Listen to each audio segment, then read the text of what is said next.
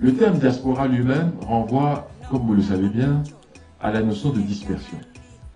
Alors, pour ce qui est de l'Afrique, il y a au moins deux types de diaspora. Il y a ce qu'on appelle la diaspora historique, de longue haleine et involontaire, qui part donc de 1619 jusqu'en 1820.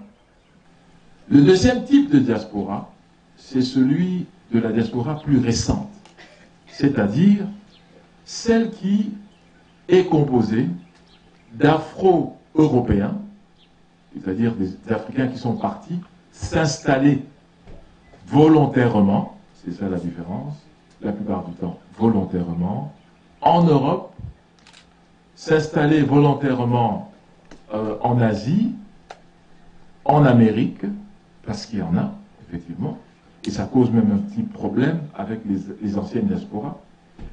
Et cette diaspora se retrouve absolument partout dans le monde, dans les 5 continents, incontestablement. Il est donc reconnu qu'il y a une 6e région, en dehors des 5 qui sont officielles, une 6e région qui s'appelle la diaspora. Et on demande à cette diaspora de venir investir en Afrique, de venir s'établir en Afrique et de venir consolider l'Afrique de ses connaissances, de sa technicité, de sa technologie et de son expérience. Il n'y a rien, il n'y a pas une connaissance dont a besoin l'Afrique que ne possèdent déjà les Africains de la diaspora. C'est une réalité. Donc il faudrait tout simplement faire la jonction, et là se trouve le problème. Parce qu'il n'y a pas sur le plan institutionnel des structures pour capter les savoirs, les connaissances et les expériences, pour les transférer de manière institutionnelle vers l'Afrique. Ces structures n'existent pas, et c'est ce pont qui fait défaut.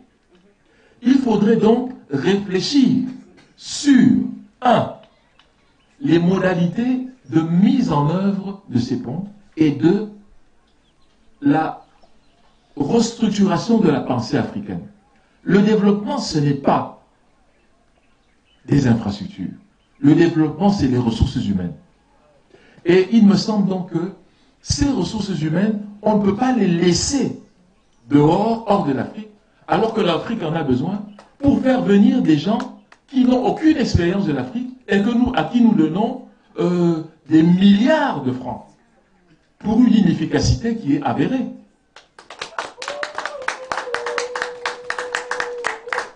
Il faudra que nous comprenions que tout ce dont nous avons besoin est déjà disponible. Il s'agit maintenant de nous ouvrir l'esprit et le cerveau pour le prendre et l'incorporer dans notre processus de développement.